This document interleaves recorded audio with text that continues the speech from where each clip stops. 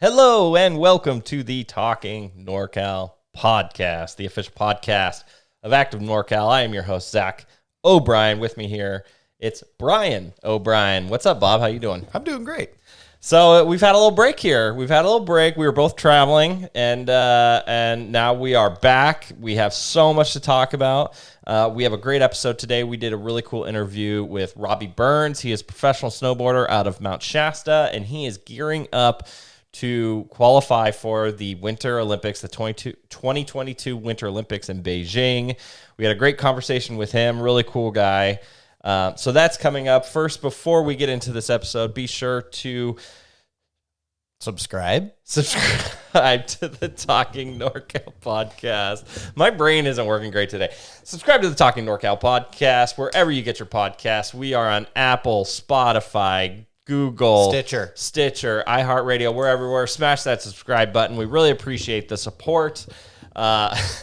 Be sure to subscribe also on our YouTube pages, Talking NorCal and Active NorCal. You'll get the full episode on Talking NorCal, as well as some really cool tidbits on Active NorCal. And, of course, our social media pages, Talking NorCal and Active NorCal. Follow us everywhere.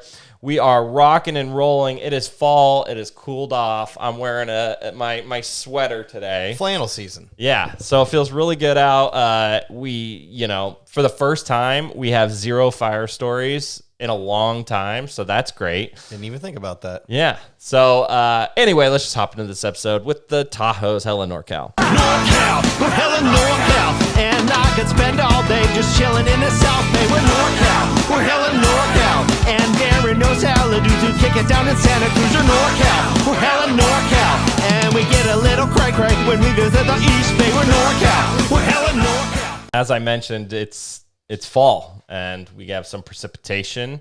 And I don't want to knock on wood. I don't want to jinx this, but it seems like fire season might be over. Now, of course, that's certainly not the case, but it seems like we may have, for one, the major fires that were still burning, the Dixie Fire, the Calder Fire, are not 100% contained. They won't be 100% contained for a while, just because there's some lingering, embers, hot spots that they're dealing with. But for something like the Dixie Fire, Cal Fire pulled all their resources out. It's done. They're not fighting it anymore. Anything that they're basically just mopping up, and with there's like embers under the ground that they just have to mop up, really. How crazy is this? We talked about how this was going to be like the worst year in wildfire history, and again, we're not out of the woods completely, knock on wood, but things are kind of looking good at this point. That's a great point, because I want to look at the numbers, because all year we've been on pace to set all these wildfire records, and we could have set that record. I'm not entirely sure. I haven't looked at the numbers, but typically wildfire season goes into September, November. It can even creep into December if you don't get any rain. So we're looking at it right now, and we got a little bit of rain here. Tahoe, Mount Shasta, Lassen, they got some snow. The Eastern Sierra got some snow. It's cooling off, too. And it's the hot weather is a huge fueler of the drying out of all of the forests, which is encouraging these wildfires. Not only that, the next 2 weeks are forecast for rain. Yeah, we were trying to schedule a golf outing, and there's a lot of, we're not going to talk about this. We haven't written about it on our website because it's a little too close to call, or a little too early. But one forecaster I saw said there could be a massive storm coming next weekend, and it's actually scary for the burn scars, because it could cause mudslides. It could cause some damage there. But we literally went from feast to famine. And maybe we need to travel more often. It was like the end of the world before we left, and now everything's calmed down. Seems to be, yeah, but there's still a lot of work to be done. Obviously, we still have low water levels. We still have all these different stories that we'll talk about. But we got a lot to cover. Let's just hop into the news of the week. All right, first story. This one's, it's not a positive one. Viral search continues for 32-year-old woman missing in Northern California. Yeah, so her name's Courtney Bryan. She's from Reno. She went on a trip into the Shasta-Trinity National Forest, and she was last seen at the Hunt Hot Springs in Big Bend. And on September 23rd. So she last used her phone. At last did a phone call and texted September 23rd. Her phone has not been used since. She has not been seen since. And essentially, we actually get a lot of stories like this. You never know with if they're trying to elude, like, let's say their friends and family, if they just want to go off on their own, or if they are actually lost and in danger. But what made this so big is her sister hopped on TikTok, and she's been making all these pleas for help, and they went really viral. And so all around the world, people know who Courtney Bryan is, and she just happened to have been lost in the hot springs of Big Bend. Her and her dog Booch. And if I'm not mistaken, didn't like her grandfather pass away, and she was just kind of going on like a little spiritual, like kind of. According to her sister, her grandfather passed away, and she just wanted to get out of Dodge. She works at Patagonia in Reno, and essentially her phone went off and has been off. No one's heard from her. She actually, on September 23rd, her last day, she posted a picture on Instagram of her at Hunt Hot Springs. So it doesn't seem like she was just trying to go out on her own, and it seems like something may have happened. So they're on the search for her. When we started covering this, I've heard a million things in the comment section. I don't know what's true, so I don't want to, say anything in terms of if she may have been seen here or may have been seen there. I know, people. Big Bend in general is known to have some seedy characters in there, and I think a lot of people are using that. But I've also heard from some big people in Big Bend that they think it's sad that it's making such a negative impact on the area or negative outlook on the area. So yeah. And by the way, she left her cat at home, so that's probably unlikely. That's an indicator that she wasn't planning on being gone for too long. Exactly. So anyway, go on our website and you can see her picture. You can see, what's going on. She's 5'5", 120 pounds, blonde hair, blue eyes, and she's driving a 2004 maroon and pearl white Subaru Legacy, Nevada license plate. So it's a sad situation, but this has gone viral, and it's become such a big story. Even though we see a lot like these, especially out in the wilderness, you see a lot of missing persons, but this one's just been a little bit different. It's been about a month. It's not, generally speaking, is not good, but we hope for a positive outcome with this story nonetheless. Yes. Okay. Next story. Now we aren't talking about fire, but we are going to kind of talk a little bit about drought-related topics. Lake Tahoe has officially dropped below its natural rim. Push the button. Rain dance! So it seems like we've hit our lowest point that we're going to hit with the lake. But this does bring up a lot of interesting points about Lake Tahoe.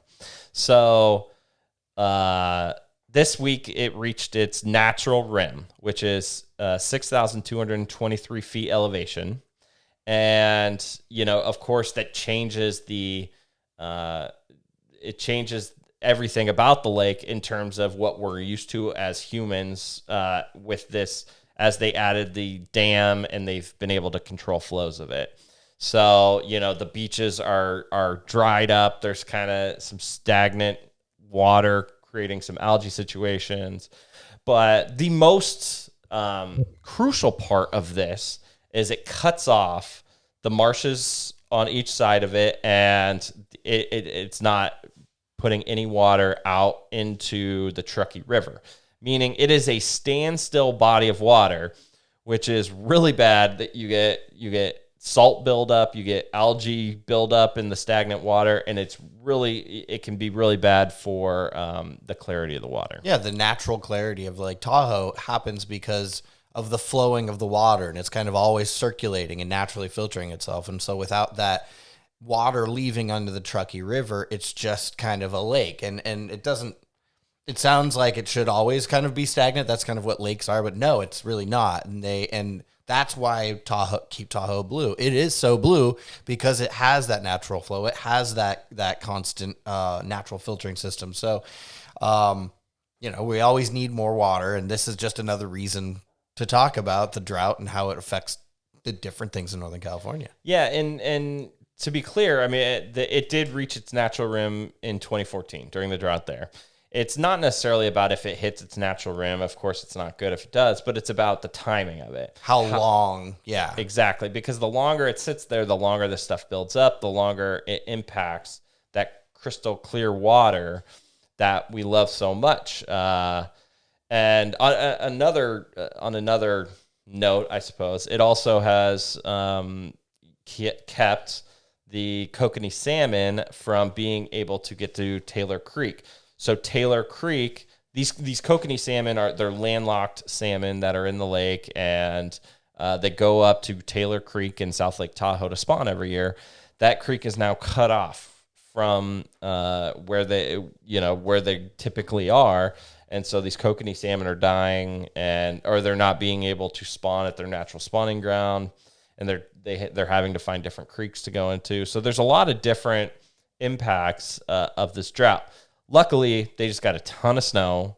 They're expected to get more this week and then more next week. So hopefully this is the, I don't even know, what's the opposite of peak? This is the peak drought right here. We're seeing the peak drought throughout Northern California, and this is as bad as everything's going to get because as it starts to rain, waterways are going to fill up, and these environmental impacts are going to begin to get a little bit better. The most fascinating topic or, tidbit of information in the article on Active NorCal about this is that experts say that the mountain would need a record 800 inches of snow to fill the lake back up. Right. So one great winter isn't even going to do it. Right. That's how bad this drought has been. Yeah, that's a good point. It's a long journey ahead, but we got out of it in the 2014-2015 drought. Unfortunately, we went back to drought again, so maybe we can get out of it quicker. I mean, let's I tend to try to be optimistic on these things, even though all we talk about on this podcast is the negative. Correct. But there are, there's snow in the mountains now. There's rain coming down. There's more in the forecast, so we could see things look a little bit better here coming soon. You think it has anything to do with the sound effects I made? Let it ride! It 1,000% does. Right. What other ones do you have on there? Oh, I got them all. Let it ride! Better grab your umbrella, I'll make it rain. I'll make it rain in NorCal. Remember when I made those and you didn't even know I made them? That song is that's everything. You still want me to do a music video? Yes, I do. It means I got to do a whole song, not just one. I know it's almost getting verse. too late now that it's starting to rain. Yeah, We'll save it for the next drought. Okay, next story. This one not positive story. Famed Kings Beach bear shot and killed in campground confrontation. Yeah, we talked a bunch about this bear. This bear went viral like 10 different times. Approximately, and this was back in 2020, approximately 500 pounds this bear was. Right. And it's funny. It isn't funny, but it is. He used to just slowly stroll into Safeway, grab a bag of chips, walk out. Or he would stop and eat it right there in the store, walk out. He would walk into the Chevron, grab some snacks, walk out. He even got in the viral fight with the gas station attendant at the Chevron. Like, this bear, it was, at the time, it was funny, and it went viral, and now we are seeing exactly the impact of bears that get used to this human food, right? So the Kings Beach bear was captured, he was collared, and they put him out way into the wilderness. Essentially, like 6 months later, they found his collar. He had lost so much weight because he was so used to being able to get human food that he couldn't eat out in the wild. He had lost so much weight that his collar fell off. Without it being like pulled off, it like naturally fell off. There's a picture of it on the article, and it's completely unscathed. Right. So their thought was, this bear might have died out in the wilderness, and because there was a tracking collar on it, and they knew exactly where he was, and they thought he might have just gone into the wilderness and died because he couldn't survive out in the wild on his own. Well, then it turns out he popped up in August in this campground near Hermit Valley, which is in Alpine County, and he kept coming back and back to this campground and stealing food. So much so that this family was trying to scare it off. They tried everything, and finally the bear would not leave them alone, and they shot and killed him. And CDFW did a full investigation and said they were absolutely justified. In fact, they said ultimately the actions of the shooter was the most humane outcome for this bear. Yeah, I mean, it obviously a terrible story. This was a famed viral sensation bear, but those are not positive signs. When a bear is going into the human environments, it's generally a place that they try to avoid. But being so malnourished, they get the balls to go into Safeway or into Chevron, which is why this bear was kind of nicknamed the Safeway bear or the Chevron bear.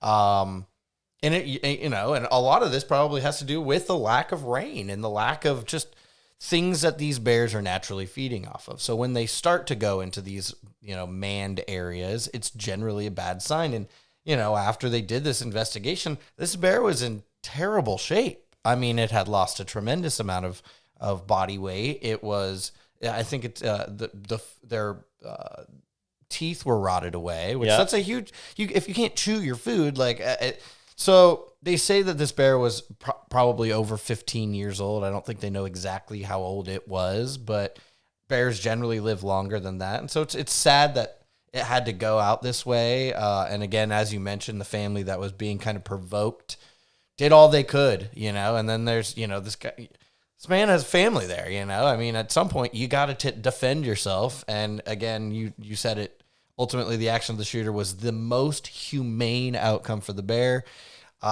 It's a sad story.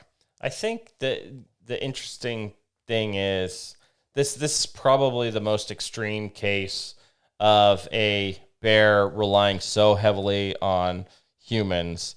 And you look at, how we're developing these areas that these bears call home. And we're probably going to see this more and more, right? These bears, I mean, they eat so good, and they are 500 pounds this guy was. It's so hard for them to get to that weight in the wild because they're constantly walking and they're searching for food, and they have to, kill their food and eat it. Like, there's a lot of calories burned and all those activities. And this guy is just, he can crawl in the dumpster in Kings Beach or Tahoe City, or he can just walk into the Safeway and no one can do anything about it. And it doesn't, it's just not sustainable unless he is fed that entire time. And this is the problem. This is why bears keep coming back. And this is why, the wildlife officials have needed to, in some cases, put these bears down because they just will not stop. And this bear, they put him out way in the wilderness in, the Stanislaus National Forest, I believe. Far away. This bear came all the way back looking for that, it's Willy Wonka's chocolate factory for some nice grub. And that's how desperate it was to try to get back to that, world where the hometown buffet, essentially, of Tahoe. 27 miles away. 27 miles away is where they took it. And, we keep seeing more and more viral videos of bears breaking into cars and cabins in Lake Tahoe area and all over Northern California, really. And while they are fun to watch, generally speaking, it's just a sign of bad things that is happening in nature. And again, a lot of it is drought related. So it was 27 miles away from CDFW's El Dorado County facility, which is probably a good 30 miles away from Kings Beach. So which, and I don't know how far that is from Hermit Valley, but that bear traveled far to come back, you know? So, when you're hungry, you're hungry. yeah, but it's, what did CDFW say? CDFW biologists now have more empirical evidence and a rather traumatic case study about the ability of human food conditioned bears to successfully transition to life in the wild. Essentially, it's a really bad case study. Yeah, so every time you see one of those viral videos of bears, just know that that's a sign of negative stuff. It's so hard to feel that way because it's a funny video. It's fun to watch. He is walking out with a bag of chips. Right. You cannot not laugh. We all watched what was the show with the bear? Super Troopers? No, no, Smarter Than Your Average Bear. Yogi. And like his whole thing was trying to get human food, and we thought that was hilarious, and now it turns out Winnie the Pooh eating honey. I mean, I guess that's also bear food, but yeah, is Winnie the Pooh a bear? He's a pretty Winnie the Pooh is $1 billion corporation. He's a pretty small bear. So yeah, it's sad that this ended poorly. Hopefully we don't see too much more of this in the future. Okay, let's go to the next story. We've talked about this one before. Historic train tunnel now fully exposed on Shasta Lake. Yeah, so this is what we talked about, kayaking through the train tunnel, the, what's it called? The Shasta Railroad Train Tunnel, I believe. Yes, Shasta Railroad Train Tunnel. Yes, it was built in 1884, flooded in 1945. Which seems like a lot. It was only 60 years that it was. I mean, 60 years is really a short period of time if you think about it, but... That they built it and then covered it in water. Right. Yeah, but I mean, there's not much infrastructure in Northern California pre-1884, right? Like they came in, they're like, oh, this place is great. Let's just build a million things. And then they're like, oh, wait, we need water for everyone. And/or, oh, wait, if we don't dam the Sacramento River, everything's going to flood. Redding will literally flood. You know, we always talk about the Great Flood of 1864, where Leland Stanford, the governor-elect, had to paddle through the streets of Sacramento to be named governor at the State House. You knew that, right? I don't think I did. Yeah. Great story on activenorcal.com about that. Shout out. But that, that wouldn't have happened without both Shasta Dam and or the levees in Sacramento. But I digress. So everyone knows it went super viral that people were kayaking through this historic train tunnel. Now you can walk through it. That's how much the water has lowered over the course of 6 weeks. So it's actually pretty cool to see. And again, just like Lake Tahoe, this is the lowest the water's going to get. That water is going to start filling up again with this precipitation. But a pretty cool scene, showing the history of the area that is usually underwater. Two things about the article that I found really fascinating. First of all, I didn't know that Kennett, which is the town underwater, once had 10,000 people. That's huge. That's way bigger than I thought it would be. And then, you also talk about in the article how a lot of people wanted to just stay until the very end and were then just flooded out. But what's stopping them from taking this bridge out? So that's so funny you say that because someone said that in the comments section, and I don't know if you saw that, but I don't pay too much attention to the comments. Yeah, I try not to, but I thought that was a really, that was a really good point. What is keeping them from taking it out? It can't be good for the environment. It can't be, right? I mean, you look at this. I mean, it should be like stainless steel, but there is rust on it, and it just. Now there are people that like to put but the Great Barrier Reef, where they're putting like statues in so the reef can kind of rebuild itself. There are certain things where you can put man-made structures in environments and that would help the fish population thrive, whether it uses those reef areas as protection or what have you. I just don't see any reason to keep this. Yeah, that's funny you said that because it's another comment I saw was, I bet there's a ton of lures sitting on that thing. That's Like, a very good know, point. but I don't know. I had never thought about it until I saw someone say that. Why is it? Maybe it would cost a ton of money to do. You look at the ground; it's pretty darn muddy right there. Sure. So it's probably a difficult thing to do. You can't take the tunnel out. Right. And there's no reason to. It's just that steel structure. And you can, when there's still water in that tunnel, you can kayak all the way through it, right? Yeah. Oh, yeah. From one end I to the saw other. someone take a freaking power boat or whatever you call it. Those seriously? super annoying ones that are allowed and drive all the way through it. Because, those boats are like pretty small and skinny. Oh, yeah. Obviously some... it was pretty high. The water was pretty high at some point. At some point, it was just like a low puddle. But yeah, you can go all the way through to the end and turn back Now around. you can just walk through it. Yeah, now you can just walk through, which you were able to do in 2015.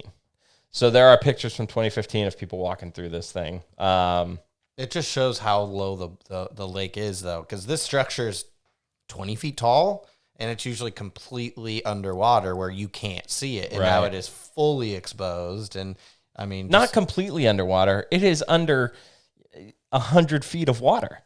Like it is. That's how low the lake is. I mean, if you look at the picture of it with the usual water line, it's so far above it. Right. It's crazy. But yeah, it is a cool glimpse into Kennett, which Kennett, California was a boom town. It had its own stop on the railroad, which brought a lot of people in the 1800s. Numerous stores, saloons, a hotel, a schoolhouse. We have a whole big article about Kennett, California on our website. But I remember and this is back in all the cool stories about how Northern California was the Wild West. You look at like Weed, California. They called it, what did the Record Searchlight called it in like the early 1900s? The Sodom and Gomorrah of Siskiyou County, Weed, California. But no, they had like this, the Diamond Saloon was open 24 hours a day in Kennett, California. And it's when there was something that happened, and I forget, and I know it's in our other article, where the town, a lot of the work in the town had dried up, and so a lot of people had left, and that's why it became this perfect area to flood to make the lake, right? They didn't really care. And then some people wouldn't leave, and they said, well, too bad, here's money, and you better get out or else you're going to be swimming. Yeah. So fascinating to see, fascinating look into our history, and hopefully that thing is covered in water here again soon. Now to the story we've been looking forward to talking about for quite some time. Rain dance. Rain. Oh, let it rain. That was kind of crazy that you said it at the same time. Rainfall finally ends Sacramento's record-setting 212-day dry streak. So we knew it was dry, but I was talking to my wife about this last night. I didn't know it was 212 days. That is insane. It beat the last record by like 30 days. So yeah, the last time there was any measurable rain in downtown Sacramento was March 19th, 2021. Then fast forward to September 17th, the evening of September 17th, 0.05 inches. October 17th. October 17th, 0.05 inches fell on the city, making it the longest dry streak ever recorded in Sacramento history. And I didn't know this until it started raining yesterday. Yeah, I didn't know that we were on this type of a dry streak. When traveling, I basically was like, rain is foreign to us in Northern California. We just don't know it. I said it jokingly, not knowing this fact. But 212 days without any measurable precipitation is the longest dry streak in like modern history that is recorded, and it's insane. And we talked about it at the beginning. We're hoping that things kind of change, and we got some precipitation and potential,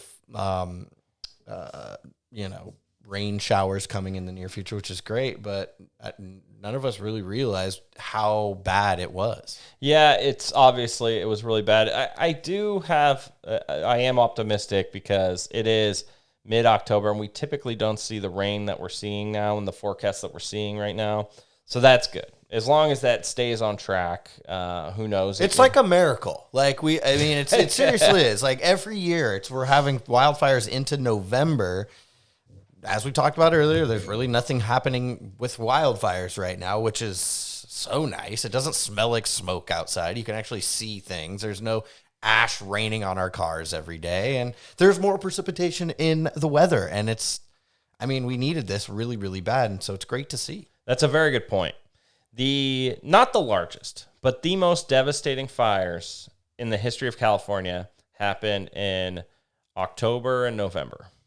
And even creeping into December a little bit. And in the most recent years. It's not like the last 2 years have been the most devastating wildfire seasons like today. I think the last 3 years have seen 8 of the top 10 most devastating fires or something in California's history.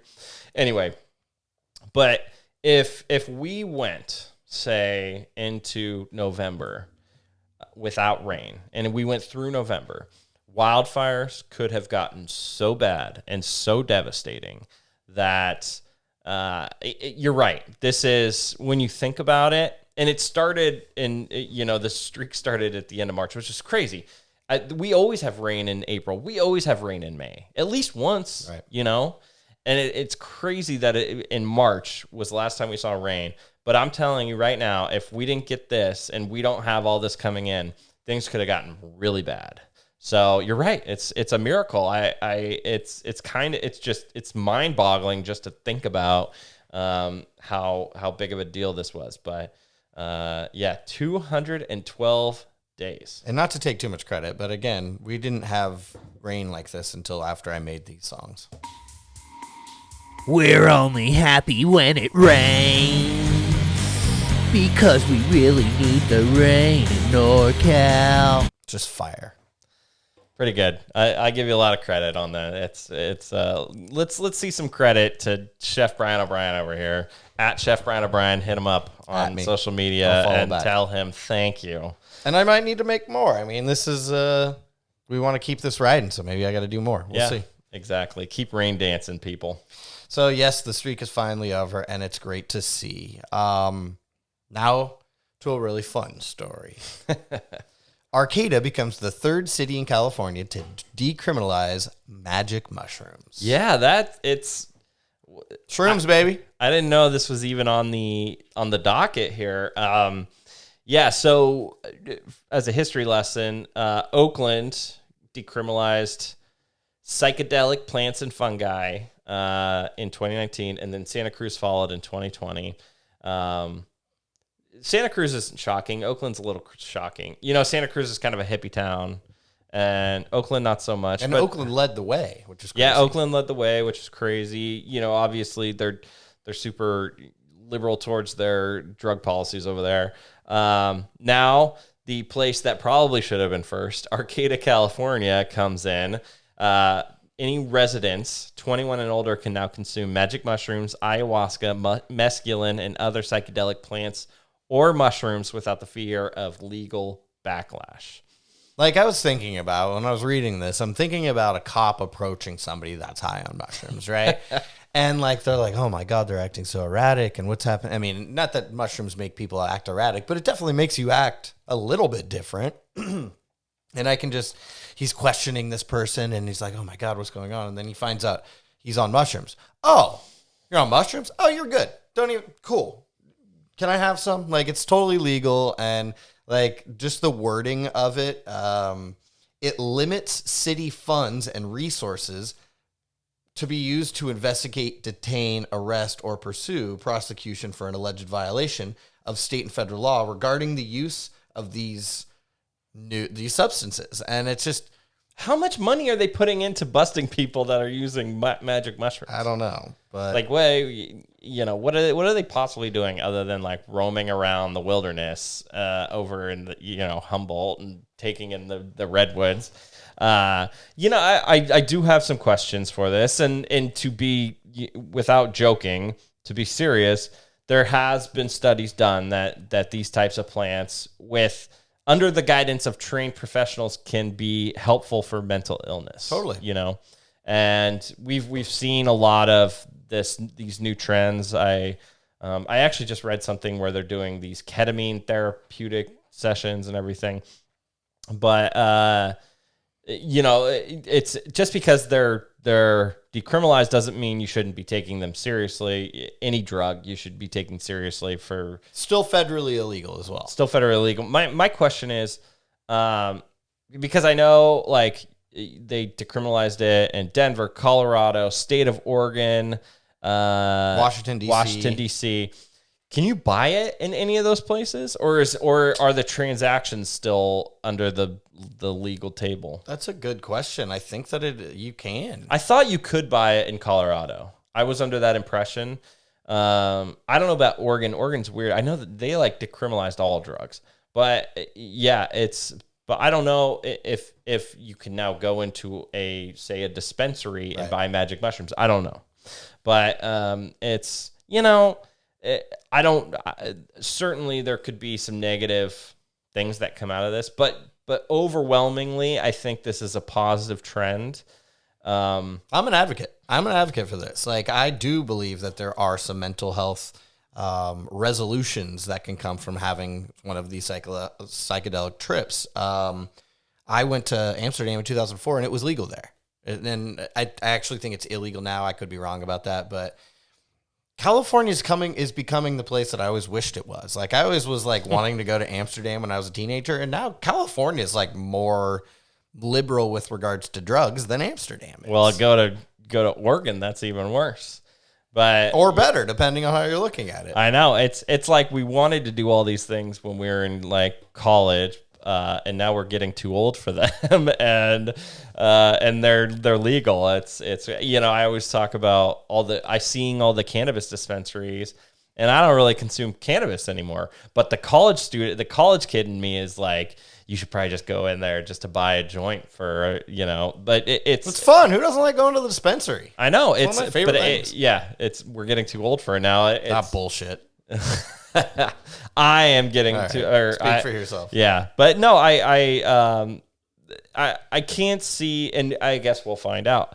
I can't see a lot of negative impacts from this, and I think we've seen it from the different countries that allow this type of stuff. That people aren't taking magic mushrooms and I don't know, robbing banks. You know what I mean? They're not taking magic mushrooms and starting fights or being violent. Well, for the most part, I think there's probably some limited cases, but the mental health is also most of it is like alleviating stress or depression, which could then lead to maybe suicidal thoughts. So people are really, this could potentially save lives. I know it sounds really weird, but it very well could, and I'm an advocate for it. I fully support this. Did you see that episode of Explained that talks about this type of stuff?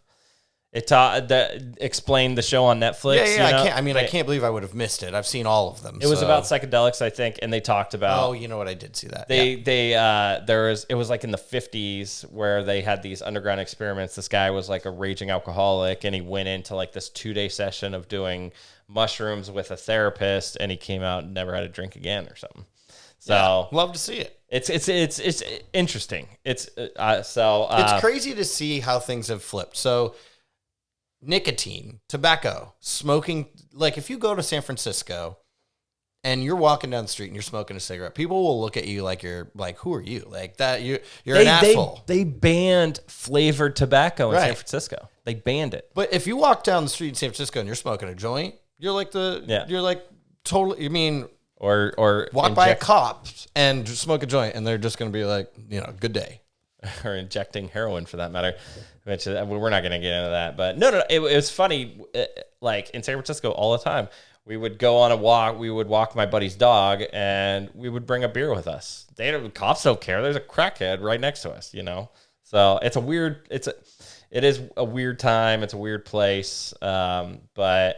Yeah, I mean, I support this. Let's see. Let's make Arcata even weirder. Arcata is, I would say, probably the weirdest town in Northern California. Let's just dial that up a little They're bit. Let's see leaning what's into happening. it. Yeah. I like it. I do too. And that does it for the news of the week. Okay, that does it for the news of the week. Let's hop right into our interview with Robbie Burns. He is a snowboarder out of Mount Shasta. We had a really fun conversation. Let's go to Robbie. All right, we'd now like to welcome on a very special guest. He is a professional snowboarder. He is a World Cup racer and a Mount Shasta local, Robbie Burns. Thanks for coming on today. Yeah, of course, Zach. Thanks for having me.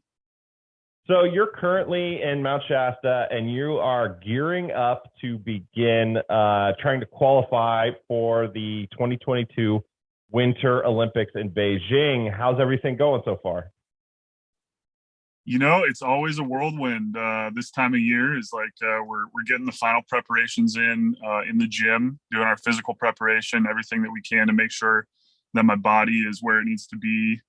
Zeroing in on the diet that I want to bring into the season, and really just dotting the I's and crossing the T's of just making sure everything's in order so that when I do step onto snow here in a couple weeks in Canada, I'll be prepared to put everything I have into those weeks of training that'll lead up to the start of the World Cup season.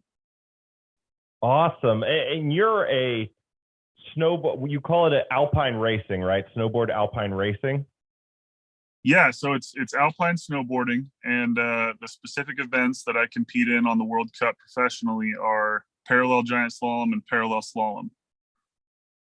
And essentially, for anyone who doesn't know, that's racing down the hill around the what do you call them? Gates. The gates. Yes, that's right. I'm sorry. So tell me, because I think, especially since snowboarding got into the Olympics and became pretty mainstream, everyone looks at, the Shaun Whites and the half pipes and the slope style, but you do such a specific race. How is it different in your training? Is it mostly, are you spending so much more time in the gym preparing your body for the twists and turns of the course? Yeah, definitely. The training definitely covers a wide range of different physical adaptations and mobility adaptations, different ways of being in the gym that will really allow me to go compete in my sport. So basically, to give you the rundown of what a race day looks like, we show up usually about 8 a.m., 8:30 in the morning, and we get about 45 minutes to look at the course and look at the nuance of it. What's the snow condition like? What's the weather like? How's the course set? Who did the course set? So there's a lot of things that you get to learn just in those first 45 minutes. And then you have 2 qualification runs. Now, the first qualification run, you have 2 courses parallel set identical next to each other. And based on your world ranking, you get one of those 2 courses. So odd numbers are going to be in one course, even numbers are going to be in the next course. So we get a first qualification run, usually between 70 to 90 athletes that are qualified to compete on the World Cup professionally. You take that first run, and then the top 32 fastest times get the opportunity to take a second run. So if you're not in that first 32, if you aren't prepared for the race, if you don't have a successful first run, you don't get a second run. And then if you get a successful second run and you're in the top 16 fastest times, you qualify for finals, which will happen a little bit later in the day. So you get a little break, lunch, rest, prepare for finals if you've made it into the top 16 athletes out of the 70 to 90 that are starting. And then from there, you'll have between 1 and 4 runs to compete for a medal. And those are really similar. The best case to really provide an example would be like NC2A basketball tournament for men, where you have the top seed number 1 going against 16, 2 goes against 15, 3 goes against 14. Whoever wins moves on. Whoever loses is out. Oh, it's a bracket tournament. It's a bracket once you get to the top 16. So you can see how having 70 and 90 athletes show up at the beginning of the day, the herd gets thinned real fast. You know, that first run brings you down to 32, the second run brings you down to 16. And then from the top 16, it's just head-to-head racing. Winner moves on, loser doesn't. That's so fascinating that you talk about, you know, how you're analyzing the course as you step up to it, because I never really thought about that. You know, it's each one's probably different, right? And how do you, like, what's your mindset going into a course and how you want to attack it? And when you see certain things that you say, oh, I'll be really good at that, or you see something that, oh, this might be a little bit harder, how are you attacking a certain course on a race day? Well, that's a great question. I think the best and most successful athletes in our sport are able to change and meter their riding based on what the conditions will allow and based on what the course is showing them. So as much as it's really important to be super fast on a snowboard, you know, we already have 70 to 90 guys that are showing up to the race who have proven that they're quite fast on a snowboard. But it's almost a talent in and of itself to be able to really read into and analyze, to be a student, for lack of a better word, and go to a course and judge it, measure it, weigh it, and say, okay, well, here's what I'm really good at. You know, I thrive under this set of conditions. Here's the set of conditions I've been given. What can I do in this course to be as fast as I possibly can? Wow, you set up physically that whole time, and it's almost like you could get there and mess it up mentally as well. You know, that's such a fascinating combination of the two. So give me your timeline. Like, you're in Mount Shasta right now. You have your fundraiser coming up this weekend, which we'll talk about in a little bit. But what's your timeline as far as going through the qualifiers? Yeah, so this year's a little bit different leading up to the qualifiers, and each year, you know, which we can get to later, has always been a little bit of a different journey for me. You know, coming from a small town, coming from a middle-class family, I haven't always had the funds raised in the amount of time that I'd like to be able to, you know, approach each season the same way. So this season, as you already said, we'll talk about later, I've got a fundraiser coming up on Saturday. That's a huge part of the season. And then after that fundraiser, I'll spend the next week preparing my bags and getting ready to fly out to Canada, where I'll spend 4 weeks on snow doing my last on snow training block before the start of the World Cup season. At the end of November, I will fly to Benoya, Russia, where we have the first two qualification events. Benoya is, the best way to say it is, it's somewhere in between Moscow and Siberia. So it's wow. Eastern Russia. You know, you can see Canada when you look at, or you can see China when you look at it on the map. It's out there. It's cold. They usually have really good snow conditions, and Russia sure knows how to put on a professional event. So those first two qualification events will be in Russia, and then I'll fly back to Europe, and I'll have two qualification events in Italy. After that, have about a week and a half off to celebrate Christmas, during which time I'll spend in Europe rather than flying home, dealing with jet lag, and then flying back. Sure. And then we'll move on to Switzerland in early January for another qualification event, and we'll round that out with the last qualification event before the Olympics, January 15th and 16th. That'll be in a place called Siemenhohe, Austria. So a lot of moving parts, a lot of moving around for a total of 6 qualification events before the Olympics occurs. And then all things given, January 21st is when the U.S. team will announce the delegation for all snowboarding events to go to the Olympics. So it's a rather tight timeline. Everything starts happening really fast as soon as December hits. And then we're basically in a marathon to both prove that we're ready, willing, and able to represent our country in the Olympics.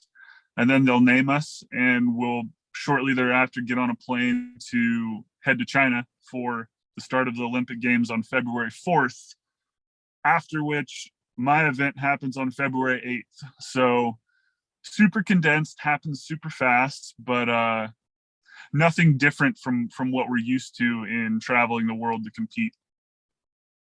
Wow, that is so hectic. It's funny because I think about you and I look at like your Instagram. I'm like, this guy is so lucky he gets to travel the world and snowboard. But it's really it's a job, and you're working so hard to meet your goals. Here's a question for you. How much, when you're actually training, how much of your day are you just working hard on the courses, trying, different turns? And how much do you actually, like, especially when you're around the world, do you go out and just have fun riding? Well, great question. Just the pace of the season, once we start getting into the competition season, it really starts to come down to knowing yourself and knowing, what your energy level is and what are the best ways for each individual athlete to both maintain that energy, add to it when possible, but also, really we're looking at maintenance more than anything throughout the season. So in terms of snowboarding specifically, unless there's a huge powder event where we get a bunch of snow dropped on the ground, our time on snow is usually spent specifically training in the course. And that's usually 2 to 3 hours a day, 5 days a week. And that training is high focus. It's not low focus. It's like, okay, we're on snow from 7:30 in the morning until 10:30 in the morning. And this is where it's important to, you have to have your diet really dialed in. You have to have your wake ups and your go to sleep time really dialed in. You have to have your equipment dialed in each day. And so those things all take time. And by the end of a 24-hour day, preparing for the next 3 hours of performance training, there's enough things in the day that really take up your time. Getting that workout in the afternoon, spinning on a bike to make sure you're expelling the lactic acid from your muscles, preparing the snowboards for the next day, eating at the right time, all those things. If you put them all into order and you define them, it's like, there's not a ton of time outside of the schedule to go run around and do things.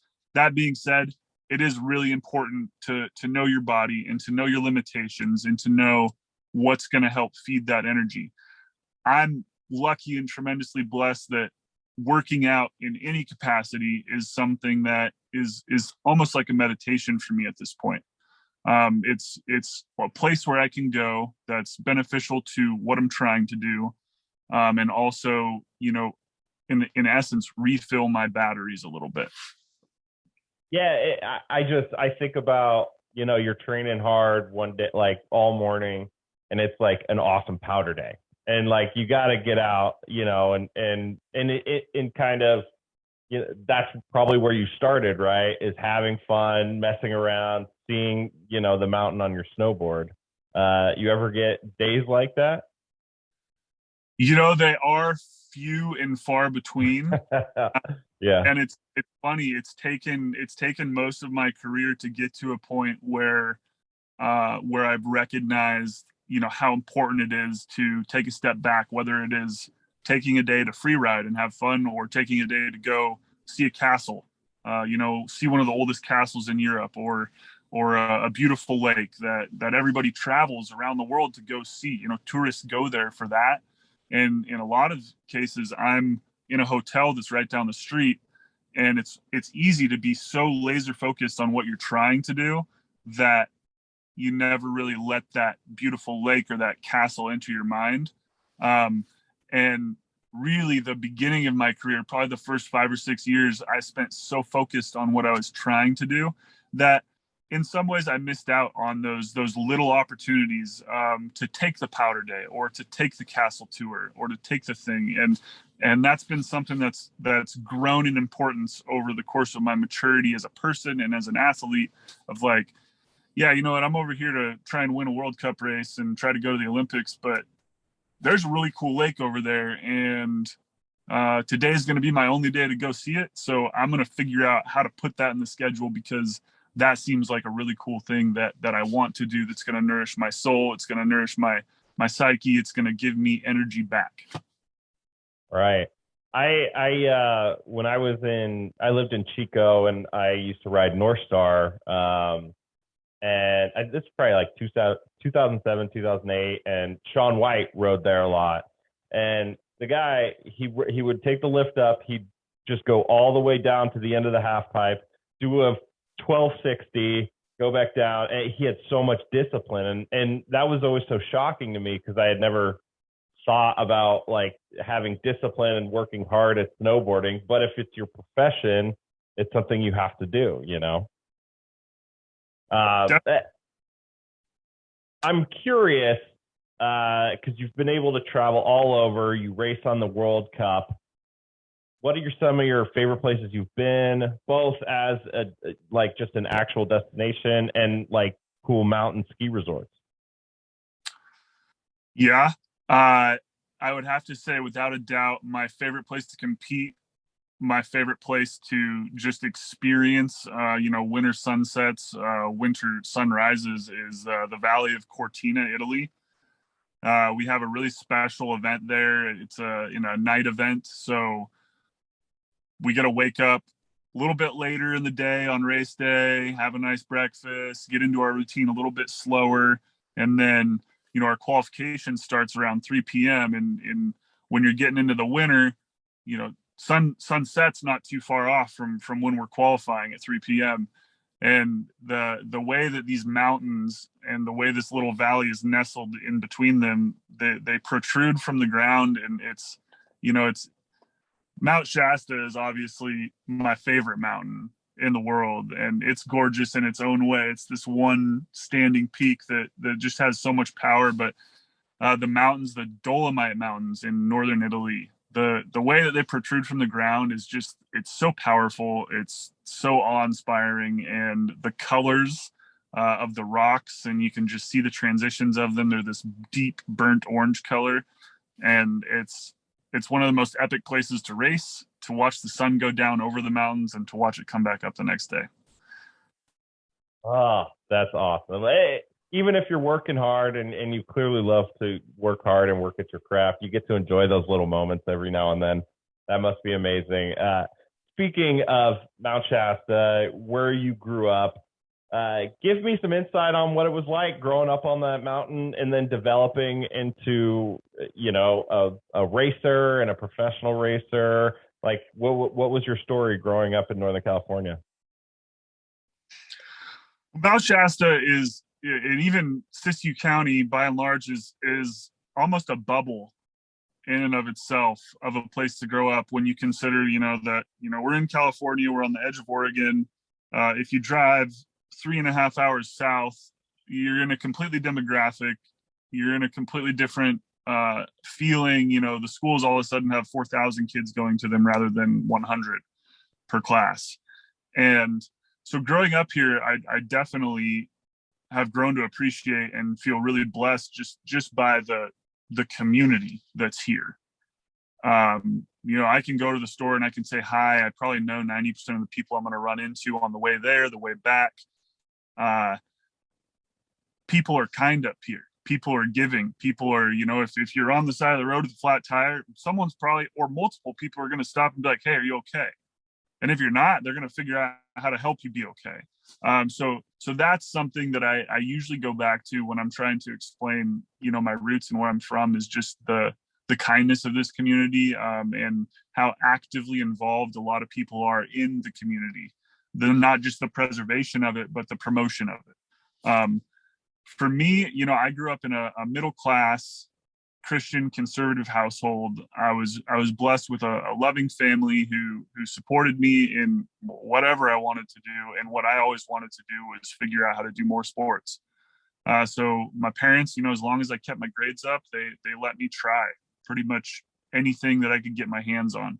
My mom had me skiing between her legs when I was 2 years old. And as soon as I first saw snowboarding and I said, I really want to try that, they figured out a way to help me try that. And so, yeah, I mean, feeling blessed by the opportunity to be in this bubble, to compete in sports in this community. And I think one of the big things that I also come back to is, no one ever looked at me, coaches, family members, parents, mentors, they never looked at me and said like, hey, your dreams are a little bit big, you probably, you be careful with those, because the rest, the world pretty much just works, and no one ever tried to enlighten me to that and say, you might not get what you want, you might not get what you're dreaming of, you might not get what you're hoping for. They just said, yeah, that's awesome, man, keep going, like, try. And so that to me is, that's the silver lining, that's the gold hidden somewhere in the leaves that you find, is like, growing up in a place where nobody was in a hurry to bash your hopes and dreams. They were in a hurry to preserve them and have you run and chase after them. It's all about the journey, right? It's all about trying your best and giving it your all. And no matter the end result, which your end result is amazing already, no matter the end result, it's all about your experiences. That's really cool. So you went on to race in college as well, right? Yeah, I did. So I definitely had some success in high school. I was able to win a age group national championship my sophomore year in high school, which was, when I look back at it, those things were like, for me, they were serious confidence boosters, and they were serious affirmations of like, hey, yeah, I think I could do this if I just keep working at it. So I was able that race at? That was actually at North Star. Oh, really? Wow. Yeah, that was at North Star. Oof, that would have been 2006 at North Star. Yeah, and then I had some success in my high school career, not as much as I had hoped for. I wanted to win the state championships year after year. I wanted to win it my freshman year, but it was clear when I got into high school, like, wow, this is a bigger pool. There's a lot of athletes out there up and down the state who are really talented. And I think my best result in state competition was a 5th and a 6th. And that was always a little bit defeating to me, because I wanted to be the best in the state. And I think the way that my mind works is I had always thought about the levels of hierarchy in terms of talent, in terms of pursuing your dreams and goals, is that there's a hierarchy there that it's like a navigational beacon.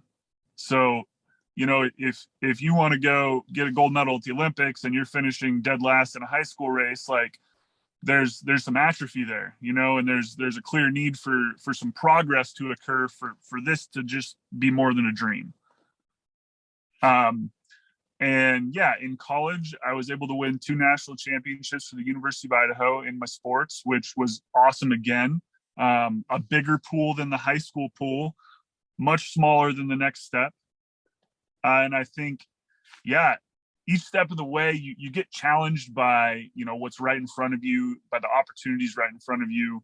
And, you win, lose, or draw, however those challenges and opportunities go, they always opportunity a point of clarity and a point of, inward thinking, like, okay, this is what's happening right now. And I really want to see what happens in the future. I really want to see what the next step is like. I don't know what it's like. I don't know how much of a commitment it's going to take from me. I don't know if I'm going to have to change my body, if I'm going to have to change my mindset to make the next steps happen. So you go in the first time and it is a shot in the dark. You're throwing a pebble in the direction of your dreams. You're being pulled in that direction, but you don't know what's on the other side of that. You don't know what's on the other side of the rope that's pulling you, or how hard it's going to be, or where it's going to pull you through. And so in that way, for me, my progress in snowboarding, my progress in life, it has always been an uphill battle. And it's been something that I've had to show up to. And and learn lessons the hard way at each step. You know, the lessons have never really come easy for me. And some of them I've had to learn over and over again, and probably will have to continue to learn over and over again. And I'm thankful for that, because it's prepared me for challenges ahead that I don't want to freak out about today. I don't want to start, you know, future tripping. I don't want to live in the past. I don't want to say, oh man, well, it was so hard to get here. I know the road ahead is going to be hard. No, I'm right here and right now, and I get to expand and work to the best of my ability to try and be ready and prepared for tomorrow and what tomorrow's going to bring. Absolutely. Absolutely. Well, we're pushing for you, man. We're excited to see you in your journey. Quickly, if let's say anyone that's listening to this podcast never been to Mount Shasta, give me the 3 places they have to visit. Ooh, the 3 places you have to visit. You should absolutely take a walk up to Heart Lake if you get the opportunity to. If you're into hiking mountains and you're here in the summer, I think that hiking Mount Shasta is a tremendous blessing. It's an opportunity, it's challenge, something that you shouldn't go into unless you're prepared to. But if you ever get the opportunity to hike up Mount Shasta, I think that is really special. So those 2, and I put you on the spot. No, it's good. There's a lot of special things. I mean, I always revert back to the natural wonders. There's a lot of things. The kid in me wants to say you should try and go to a high school football game on a Friday night, because I think that's cool. Yeah. But Castle Craigs, you know, so for the 3, I'd say Heart Lake, Mount Shasta, and Castle Craigs are really 3 things worth seeing. Did you get a glimpse of that massive lenticular cloud the other day? I did not get it live, but my Facebook and Instagram feeds were just riddled with photos of it. And I was like, how did I miss this? Where was I? Was I at the gym, or what was I? What was I so focused on that I wasn't able to see that? Do those, like growing up there, do those ever get old? Like it is every single time, is that like a new experience?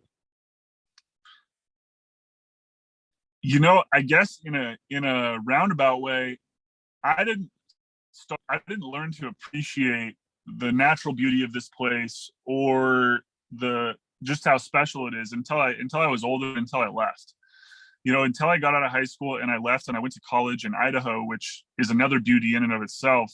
I came back and I was like, wow, you know, this is a special place. This is a place that people want to come to from all over the world, just to get a glimpse of that mountain from the street. You know, they park along this street that I've been driving up my entire life to go home, that I've been driving up my entire life to go to high school. They drive and they park right on the side just to get this view of this mountain that I've been sleeping under, I've been living under, like, and so that's a spectacular thing. And yeah, so as I've gotten older, I've been able to appreciate the beauty of it and just how special it is. I think Mount Shasta, I think what you take for granted maybe when you're younger, and I spent a lot of time there when I was younger, is like the energy that comes off that mountain, whatever it is. And maybe that's just the excitement of seeing it, and or the lenticular clouds or what have you. But every time I go back there, there's just this energy that I feel that I think a lot of people feel. I think you could see it, you know, with a lot of people that visit there. There's something about it, you know, that I can't quite explain, that I don't think anyone can quite explain. Yeah, I would definitely agree with that. And you know, each and every person is going to attach to it and find their own connection to it. But mine is for sure strong, and I think for anybody who's grown up here who ends up finding their way coming back here, you recognize it. You're like, wow, there's a reason why people come here. There's a reason why people stay here. There's a reason why people want to raise their children here. Exactly. Yeah. Well, we're pulling for you, a Mount Shasta local. We wish you the best. Tell everyone, so you got your fundraiser coming up this weekend. What are the details on that? Yeah, so fundraiser's coming up this weekend. It's being put on by Say Cheese Pizza in Mount Shasta and the Mount Shasta Ski Park. We're doing a prime rib dinner starting at 5 p.m., running until about 10 p.m. on Saturday night at Mount Shasta Ski Park, which is newly renovated. Looks amazing inside. It looks great. And, yeah, it does. Yeah, and we've got a ton of local businesses who have poured out their time and energy and resources to put this thing on, and also supported in getting us some really cool fundraising and auction items to present to the crowd. We've got the Sundown Poachers coming out to play live music for us the whole evening. I've got people coming in from as far as Seattle to come be a part of this evening, and I'm really excited to host anyone and everyone who wants to come out. We're only going to be selling 150 tickets. So if you're thinking about it, you're on the fence, now's a really good time to buy tickets, because there will probably come a point in time that evening where we have to turn some people away, which is unfortunate, but it's a sign of the times. It's a sign of the world we're living in right now. You know, we have to stick to our numbers just so we can really promote the health and wellness of the people who are attending. Given COVID-19 right now, masks will be required. And, it's a hard time for everybody. And I just feel super thankful that people are willing to come out, and that people have been so willing to support, given the challenges economically over the last 24 months. Absolutely. Where can people get tickets for that? Yeah, so if you're in town and you're local, Say Cheese Pizza has tickets. You can call me, 530-925-5431. And the other way that's simpler is going to my website, www.robbieburnsnowboarding.com, and you can pick up tickets online as well. And if you can't make it to the event, Robbie also has a donate button right there that you can support his journey. Also, I have to say, you partnered with my favorite place in Mount Shasta, Say Cheese Pizza. I tell people all the time that pizza is so insanely good. So I don't know if you have a connection to them or not, but we're big fans over here. I certainly have a connection to them. I'm a huge fan of the pizza, and an even bigger fan of the ranch dressing. I've been trying to convince the owner for the last 10 years to give me the recipe, and he won't give it to me, but man, they do something right with their pies there. They do indeed. Well, Robbie, man, we're really pulling for you. Good luck on all your upcoming endeavors, and we'll be watching here from Northern California. Awesome, Zach. I appreciate the time. Thanks for inviting me on the show. All right. Thanks, man. All right. Big thanks to Robbie for coming on the podcast. Cool story, man. The guy, he's got, like he said, he's got an uphill battle. He's got a big challenge ahead of him, but man, I am pulling for him. That would be really cool if he made the Olympics. A lot of traveling. He's got a lot of work to do ahead. We're totally pulling for him, and I am just incredibly thrilled that we were able to bring up Say Cheese Pizza in the interview. No, just imagine like traveling the world like he does, and but he travels the world to snowboard, but it is business trip. Right. You know what I mean? Like pure business trip, and that. You can enjoy it when it's over and you've won. Yeah, you know? and that's and I respect the heck out of that, and just really cool story. And we're gonna have him back on after. He even said, "Win, lose or draw, I want to come back on and talk about my experience." So we'll have him back on. Maybe do a video series or something. Go to Mount Shasta for a day, or I'll try to race him. Maybe. I mean, honestly, if I was in Mount Shasta this weekend, I would absolutely go to his fundraiser. I mean, prime rib dinner. I'm sure there's going to be some really awesome things auctioned off. Love to see it. We could go pregame at Say Cheese Pizza. Do shots of ranch dressing. Now you're talking. Now you're talking. Well, I can't get you out of here without bringing up what went down over these last week or so with the California Wolf Watch. Oh, okay. What do you walk our audience through what happened? I know you don't want to get too into it because but walk our audience through. Yes, we have. I got into a little tiff with California Wolf Watch. We've made our amends. They apologized. I apologized. But here's what happened. I was out of town. And I was scrolling through Facebook on my phone in a hotel bed, and I see them. And I really like their page because they have some really good wolf information that, quite frankly, isn't well reported. I don't know where they get their information. I think they get it straight from the CDFW, who is kind of hush-hush about wolves in the state, and rightfully so, because wolves are so controversial. So this post that they put on Facebook said, I forget what it said, and it said, we are telling lies and we are misrepresenting. We meaning Active NorCal. We meaning Active NorCal are misrepresenting the California Wolf Watch, with whom I've never mentioned in anything we've ever done. And they said, you stole our video. You stole our video without our permission, and you stole a CDFW photo without our permission. Okay.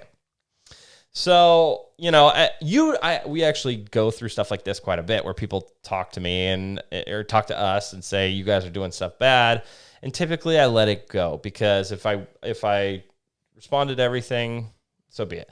The way they worded it really angered me, because I went through everything that they said, and it was just wrong. What they were saying was wrong. So, essentially, what we did is that, yes, they did have a video that we used in our article. I embedded it on our site.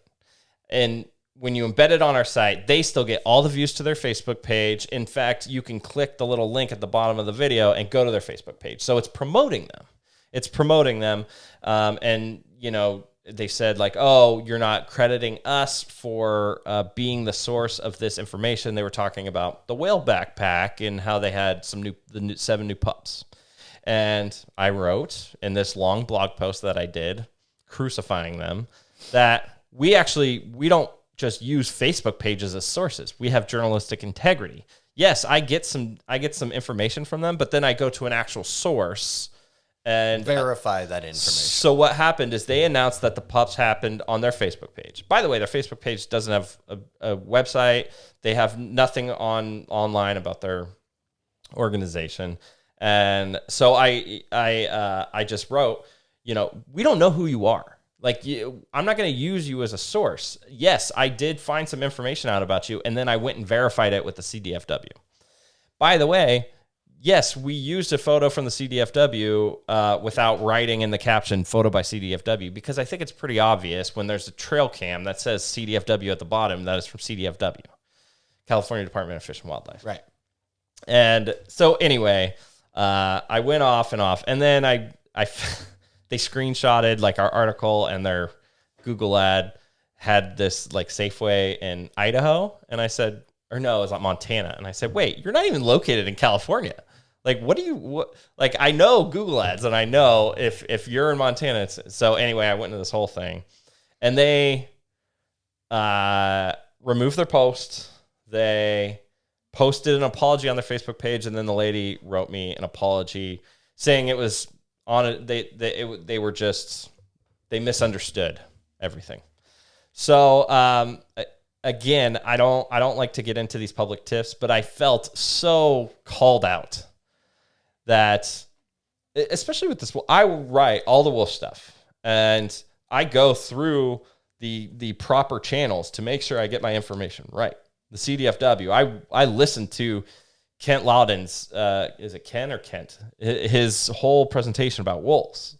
And so for them to call us out as lacking journalistic integrity and lying and all this stuff pissed me off. Well, and they clearly don't listen to the Talking NorCal podcast. We are clearly a wolf positive podcast. They are. And they actually included in their post was a link to our YouTube video talking about the wolves. Great. And I said in the video, in the podcast, we say, we found this out from CDFW, and I think they were mad that we didn't say, oh, we found this out from California Wolf Watch. But I can't credit just a random Facebook page. They don't have a website, right. They don't, and I do think that I say this in the article, which the article is now down off our website as because they did apologize, and I felt like the apology was very well stated, and so you wanted to squash the beef. So you deleted the article. The beef is squashed. Yeah. But sometimes as a local, independent news media company, we have to publicly remind people that we're not just throwing shit out in the air. Right. We actually do our research. We have sources. We only use these sources who we trust and who we know are not lying. And we cannot use these random little other sources. So I had to take them, who I don't know who posted it. I don't know exactly who's behind the page. But we had to take them to task because I felt like they had come at me. So that was that. It's over.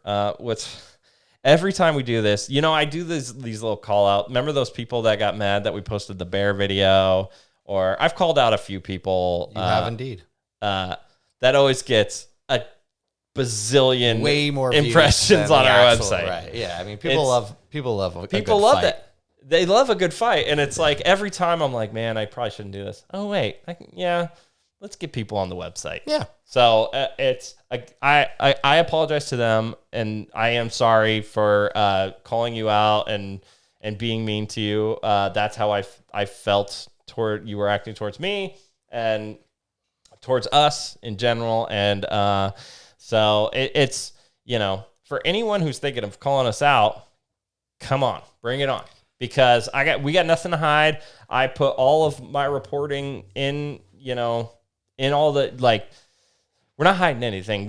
I went to journalism school, okay? I have a journalism degree. I know how to do everything. I know how to make sure we don't get sued. We don't get, in trouble for misreporting stuff. I know how to do it all. So, and California Wolf Watch, we're on the same team. We are. We're on the same team. We are. And it was actually my second paragraph in the article. I said, they are a fantastic Facebook page. I don't know where they get their information, but clearly they have sources that no one else has.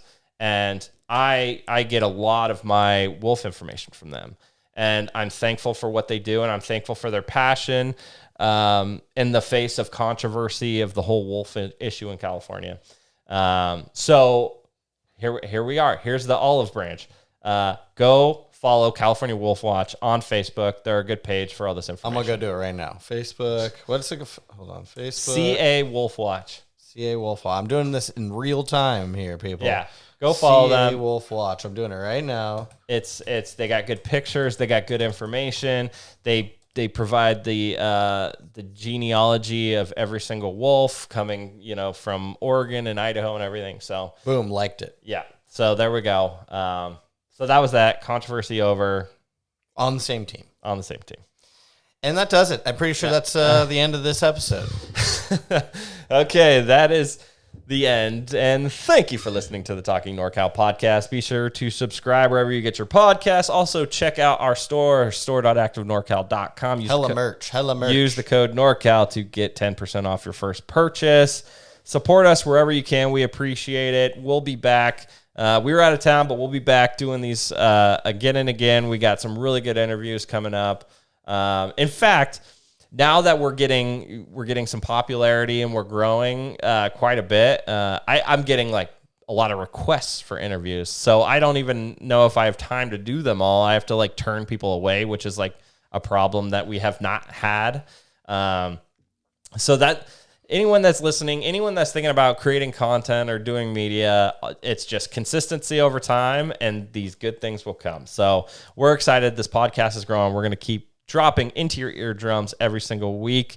Thank you for listening, and remember, stay active. NorCal, we're hella NorCal, and I could spend all day just chilling in the South Bay. We're NorCal, we're hella NorCal, and Darren knows how to do to kick it down in Santa Cruz. Or NorCal, we're hella NorCal, and we get a little cray-cray when we visit the East Bay. We're NorCal, we're hella NorCal, and we get a little mental when we visit Sacramento. Yeah, we're NorCal, we're hella NorCal, and we partake in nature's bounty when we visit Humboldt County. Yeah, we're NorCal, we're hella NorCal, and me, I'm hella cool, 'cause I live in Sebastopol. We're NorCal, we're hella NorCal, and you know that we gotta go, we're on our way to Tahoe. We're NorCal.